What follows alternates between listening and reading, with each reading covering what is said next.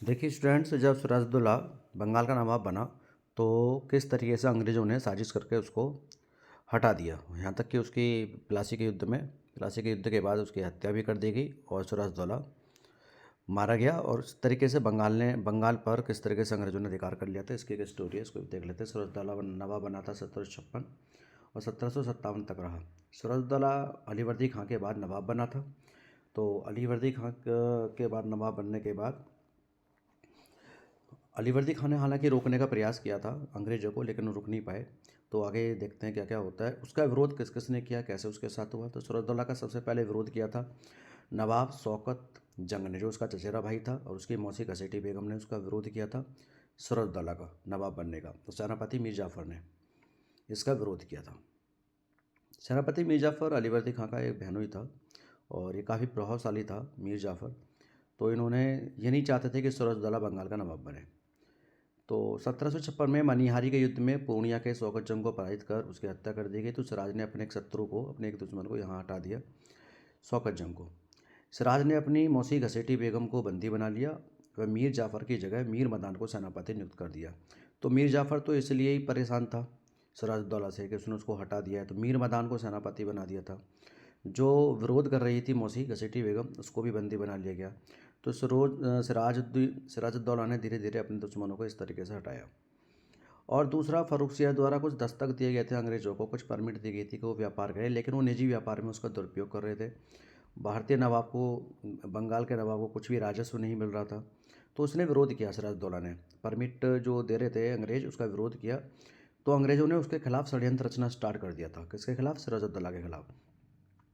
तो षड्यंत्र किस प्रकार की थी? देखिए, षड्यंत्र में था एक भगोड़ा था कृष्ण बल्लभ, उसको अंग्रेज़ों ने शरण दे दी फोर्ट विलियम में। कृष्ण बल्लभ को शरण दे दी। सिराज के विरोधियों के साथ जो षड्यंत्र था, सिराज को जो नजराना दिया जाता था वो नजराना नहीं मिल रहा था। और सिराज को जो कासिम बाजार में घुसने नहीं देना, कासिम बाजार पर जो अधिकार था सिराज का ही था, तो वहाँ उसे घुसने नहीं दिया गया कंपनी के द्वारा। और सिराजुद्दौला के साथ इस तरह की जो घटनाएं हो रही थी, तो ये कड़वाहट ये बन गई थी। सिराजुद्दौला का अंग्रेजों के साथ विरोध स्टार्ट हो गया था। 15 जून 1756 को नवाब सिराजुद्दौला ने कलकत्ता पर आक्रमण किया।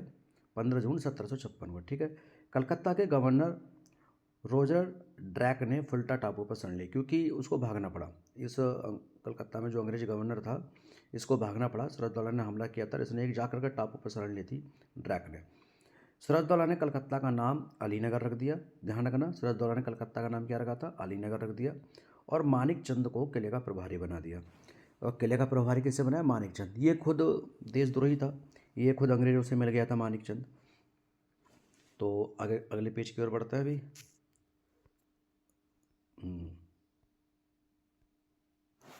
20 जून को फोर्ट विलियम पर सिराजुद्दौला के अधिकार कर लिया और 146 अंग्रेज स्त्री पुरुष बच्चों को एक छोटी सी कोठरी में बंद कर दिया। तो आपको पता होगा ये जो ब्लैक हॉल ट्रेजेडी थी वो क्या थी। वो कब की ब्लैक हॉल ट्रेजेडी कब की है? वो आपकी 20 जून की है, 20 जून 1756 की। ये एग्जाम में आ भी चुका है कि ये घटना कब घटित हुई थी। तो 20 जून 1756 को ये घटना घटित हुई थी। 23 व्यक्ति केवल इस त्रासदी में जीवित बचे थे। तो एक कमरा था, उस कमरे में सिराजुद्दौला ने अंग्रेजों को बंद कर दिया था, जिसे काल कोठरी त्रासदी भी कहते हैं। इसमें एक इतिहासकार बचा था जिसका नाम था हॉलवेल, और 23 लोग बचे थे। तो इन्हीं ने, हॉलवेल ने इस घटना के बारे में बताया, बाकी किसी ने नहीं बताया। हॉलवेल ने अपनी पुस्तक एलिफ द वंडर में काल कोठरी त्रासदी का उल्लेख किया है।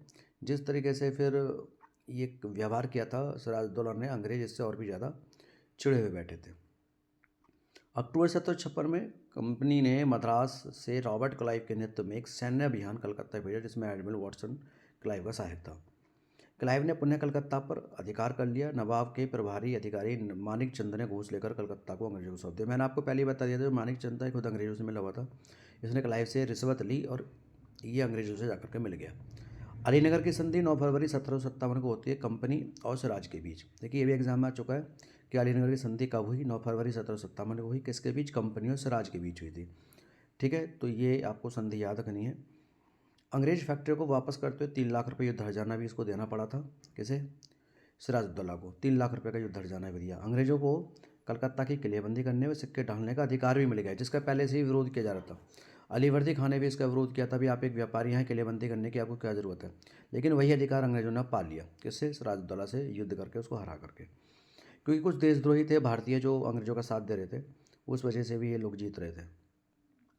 कंपनी ने सिराज के विरोधियों मीर जाफ़र, राय दुर्लभ, यार लतीफ़ खां, जगत सेठ जो कि बैंकर था, और अमीर चंद से मिलकर मीर जाफ़र को अकलानामा बनाने का षड्यंत्र चाहता कि मीर जाफ़र को अकलानामा बनाया जाएगा। ये सारे लोग मिले हुए थे अंग्रेजों से सिराजुद्दौला के खिलाफ।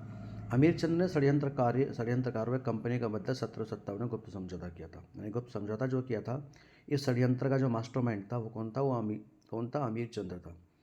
मुगल सम्राट मोहम्मद शाह रंगीला ने फतेह चंद्र को दूसरे जगत सेठ की उपाधि दी थी। मोहम्मद शाह रंगीला ने किसे, फतेह चंद्र को दूसरे जगत सेठ की उपाधि दी थी। और जगत सेठ की मृत्यु हुई थी आपके 1744 में। मीर कासिम ने 1763 में तीसरे जगत सेठ की हत्या करवा दी। इस तरह जगत सेठ जो थे भूमिका निभाते थे षड्यंत्र में, उनकी हत्या तीसरे वाले की मीर कासिम ने करा दी। जगत सेठ पारिवारिक उपाधि थी, मानिक चंद के परिवार के सबसे बड़े बेटे को ये मिलती थी, जो मानिक चंद के परिवार के सबसे बड़े बेटे को मिलती थी। पहला जगत सेठ मानिक चंद था 1714 में, दूसरा जगत सेठ फतेह चंद था 1744 में जिसकी मृत्यु हुई, और पहले जगत सेठ मानिक चंद की जो मृत्यु हुई थी 1714 में हुई थी। तीसरा जगत सेठ माधव राय था। माधव राय उसके चचेरे भाई स्वरूप चंद की हत्या 1767 में मीर कासिम ने कर दी थी मुंगेर में। चौथा जगत सेठ कुशल चंद्र था जो माधव राय का बेटा था। तो ये जगत सेठ थे। जगत सेठ ये बंगाल में होते थे, राजनीति में इनका बड़ा हस्तक्षेप था। ये पॉइंट आपको दिखाई दे रहे होंगे, तो आप इसको वीडियो को रुक करके, इस ऑडियो को रुक करके आप ना इन पॉइंट्स को पढ़ लेना, काफ़ी इंपॉर्टेंट है। क्योंकि आजकल पेपर कॉन्सेप्टिव आ रहा है, काफ़ी फैक्ट पूछे जा रहे हैं और डीपली। तो आज के लिए इतना ही काफ़ी है। धन्यवाद।